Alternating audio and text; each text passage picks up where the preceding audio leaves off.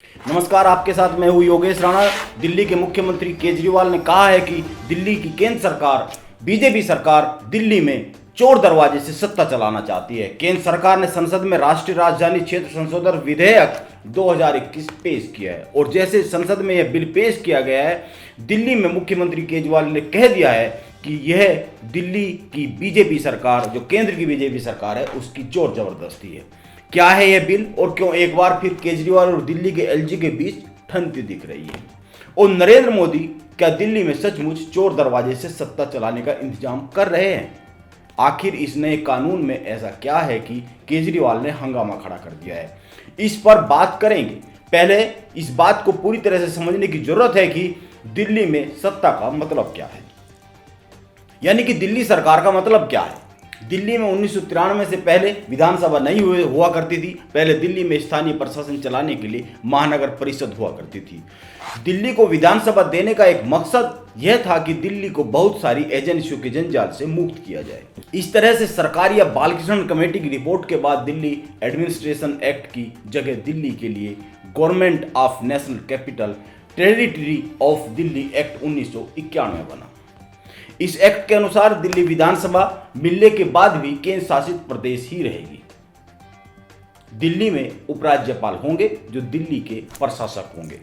एक विधानसभा होगी जिसके सदस्य चुनकर आएंगे, लेकिन लोक व्यवस्था, पुलिस और जमीन को छोड़कर बाकी मसलों पर दिल्ली सरकार कानून बना सकती है। आप फिर से सुनिए, लोक व्यवस्था, पुलिस और जमीन को छोड़कर बाकी मसलों पर दिल्ली की सरकार कानून बना सकती है, लेकिन ये कानून संसद द्वारा बनाए गए किन्हीं कानूनों पर असर नहीं डाल सकते, संसद के किसी कानून के विरुद्ध नहीं हो सकते। तय व्यवस्था के तहत दिल्ली में एक मंत्रिपरिषद होगी जो उपराज्यपाल को उन विषयों में सहायता करेगी और सलाह देगी जिन पर विधानसभा को कानून बनाने का अधिकार है। अगर दोनों के बीच कोई मतभेद होता है तो मुद्दा राष्ट्रपति को जाएगा और उसका अंतिम फैसला राष्ट्रपति ही करेंगे। इसके अलावा विधानसभा चलाने के लिए रूल्स में कहा गया है कि कोई भी बिल राष्ट्रपति की मंजूरी के बिना पास नहीं हो सकता। उस बिल को उपराज्यपाल के जरिए राष्ट्रपति को भेजना होगा। अब सवाल पैदा होता है कि दिल्ली में किसकी सरकार है, किसके पास ज्यादा अधिकार है, क्योंकि केजरीवाल अक्सर कहते हैं कि हमारी सरकार को जनता ने चुना है, इसके बाद भी हमें काम नहीं करने दिया जा रहा है। अगर एक्ट के हिसाब से देखें तो दिल्ली का प्रशासक उपराज्यपाल होते हैं, यानी एलजी होते हैं। केजरीवाल ने 2015 में 67 और 2020 में 62 सीटें जीतकर दिल्ली की गद्दी संभाली है। इसके बाद भी वे बीच बीच में कहते रहते हैं कि उनके पास तो कोई अधिकार ही नहीं है। उनके इस तरह के कहने का मतलब क्या है, इसको समझते हैं, लेकिन पहले संसद में पेश किए गए कानून की एक लाइन को सुन ले। केंद्र सरकार ने संसद में जो विधेयक पेश किया है उसमें स्पष्ट किया गया है कि प्रदेश की विधानसभा द्वारा बनाए गए किसी भी कानून में सरकार का मतलब उपराज्यपाल होगा। सरकार का मतलब उपराज्यपाल यानी एलजी होने का क्या मतलब है? दरअसल इसको भी समझ लेते हैं। दरअसल ऐसा विवाद अक्सर केजरीवाल खड़ा करते रहते हैं। ऐसा दिल्ली को लेकर पहले कभी नहीं हुआ है।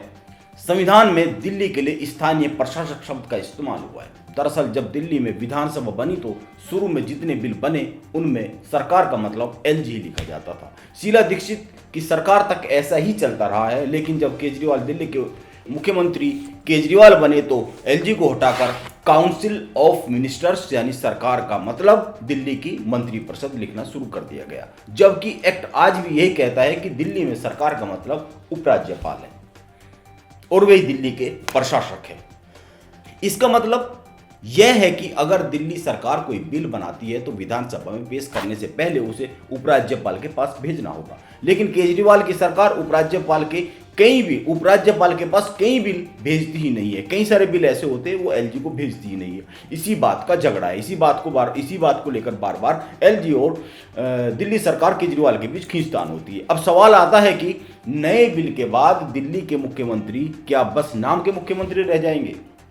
नए बिल में दिल्ली के उपराज्यपाल को अतिरिक्त शक्ति प्रदान की गई है। नए बिल के अनुसार कोई भी मामला जो विधानसभा की शक्तियों के दायरे से बाहर है उसमें एलजी की मंजूरी लेनी होगी।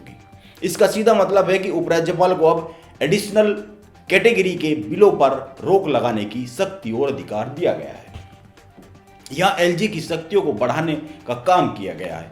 राज्य सरकार को खुद या फिर उसकी कमेटियों को राजधानी के रोजमर्रा के प्रशासनिक मसलों में कोई भी नियम बनाने या फिर फैसला लेने से पहले उपराज्यपाल की मंजूरी लेनी होगी।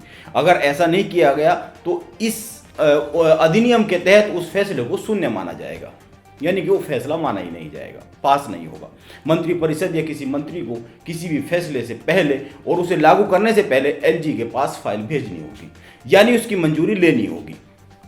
सभी तरह की फाइलों को पहले एलजी को भेजना होगा, उनकी राय जरूरी होगी। दरअसल इस व्यवस्था में से काफी कुछ पहले से तय है, पहले से था।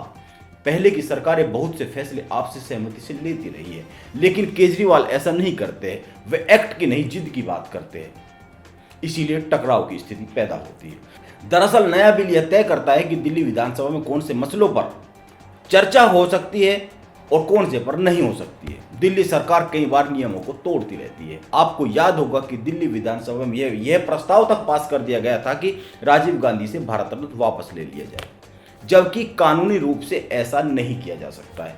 दिल्ली की विधानसभा में ऐसा बिल पेश नहीं किया जा सकता है, पास नहीं किया जा सकता है।